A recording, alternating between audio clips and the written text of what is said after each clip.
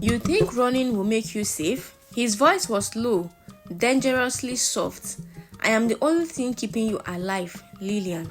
She shivered, not from fear but from something else, something dangerous. Because despite the secret surrounding him, despite the coldness in his voice, she had seen glimpses of something beneath. A man tormented, a man who had lost someone before, and against all reason, she wanted to understand him. Then tell me the truth, Maxwell, she whispered.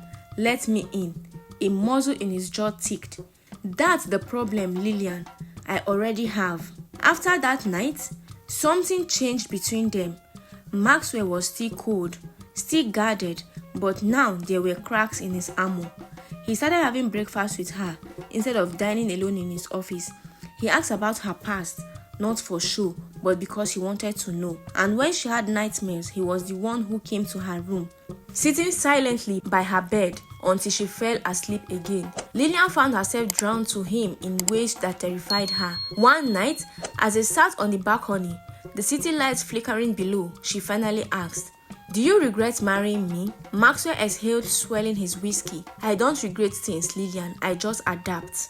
She turned to him. "And what if I regret it?" He finally looked at her, his gaze intense. "Do you?" Her heart pounded. Did she?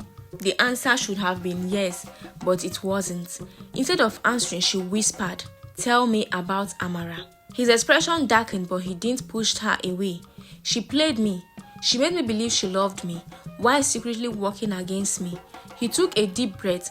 "But I was going to forgive her. I was still willing to marry her." Lillian's chest tightened. What happened? His jaw clenched. "She died the night before our wedding. Someone made sure she never walked down the aisle." Lillian swallowed hard. "And you think the same person wants me dead?"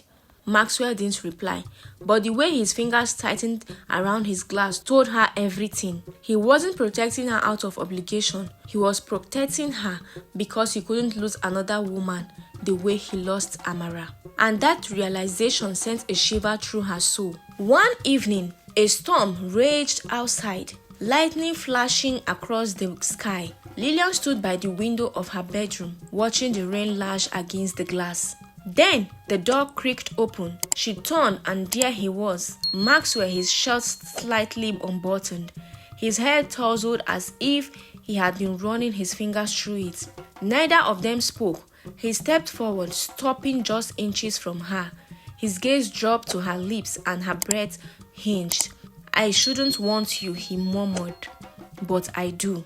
Lillian's pulse pounded. "Then don't stop yourself." And then he kissed her. It wasn't gentle, it was desperate, raw, filled with pent-up emotions neither of them had dared to speak of. Lillian melted into him, her fingers gripping his shirt as his hands tangled in her hair. For the first time since their wedding, she didn't feel like a pawn in a game. She felt wanted, needed. But just as she surrendered to the moment, a gunshot shattered the night. Maxwell pulled away instantly, his expression shifting from passion to pure danger. "Stay here." But Lillian had never been good at following orders. She grabbed his arm. "Maxwell, what is happening?" His voice was still. Someone just broke into the house. Fear twisted in her guts. Was this the same person who killed Amara? Were they here for her now? Maxwell grabbed his gun from the drawer, his entire body tense. "Lock the door behind me. Lillian, don't open it for anyone but me." And then he was gone. Lillian stood there, her heart hammering, but deep down, she knew one thing. She wasn't just a trapped wife anymore. She was in love with a man who lived in a world of shadows. And if she wanted to survive, she had to learn how to navigate the darkness with him.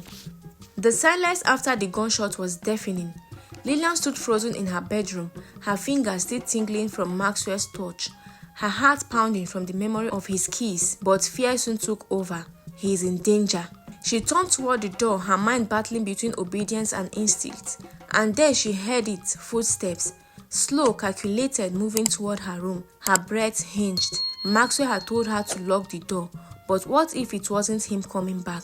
She grabbed the nearest object, a heavy glass vase, and positioned herself near the door, ready to strike.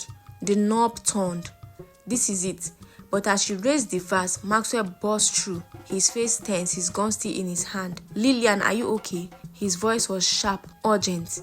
She exhaled shakingly, lowering the vase. "What happened? Who was it?" Maxwell's eyes darkened, a warning. He stepped forward and cupped her face. His tough, rough yet gentle. "They are coming for you." By morning, Maxwell made his decision. "We are leaving." Lillian blinked. "Leaving?" Maxwell turned to her, his expression unreadable. "My enemies know where you are. I can't protect you here." She crossed her arms. "And where exactly are we going?" His lips curled into a smirk. "Somewhere they will never expect." 2 hours later, they arrived at a secluded mansion deep in the countryside. It was vast, yet eerily quiet. Surrounded by thick trees, Lillian followed Maxwell inside, but something felt off. "Where are your men?" she asked, realizing the unusual security wasn't there. He glanced at her. "I sent them away." Her stomach twisted. "Why?" Maxwell walked closer, his gaze unreadable. "Because I don't know who I can trust anymore." The weight of his words settled between them. He had built an empire of power and fear, and now he was completely alone except for her. Days passed in a strange rhythm. The mansion was silent except for their footsteps, their conversations.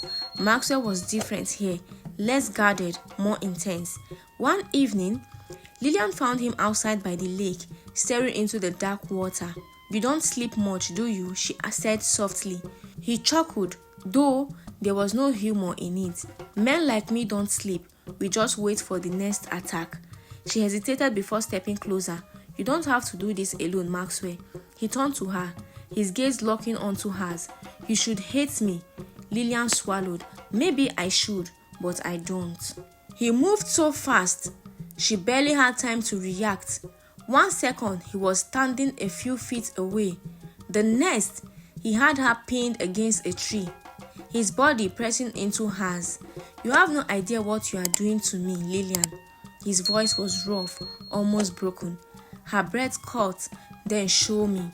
And just like that, he kissed her again, but this time it wasn't desperate, it was possessive, filled with a hunger that neither of them could fight anymore. Lillian clung to him, feeling the war inside him, a man torn between keeping her safe and keeping her close. But as they broke apart, a single gunshot rang in the distance, and just like that, reality came crashing back.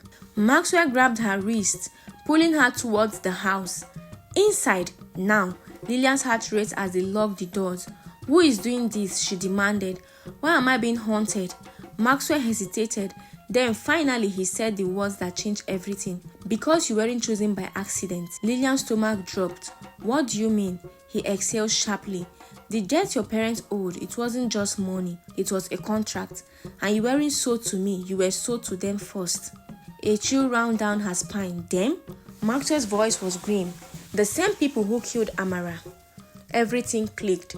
Her parents' desperation, Maxwell's warning, the threat. She wasn't just his wife. She was a pawn in a game far bigger than she had ever imagined. And now she was falling in love with the most dangerous man in it. Lillian's words spun. She hadn't just been forced into marriage. She had been bargained, traded like a piece in a deadly game she didn't even know she was part of.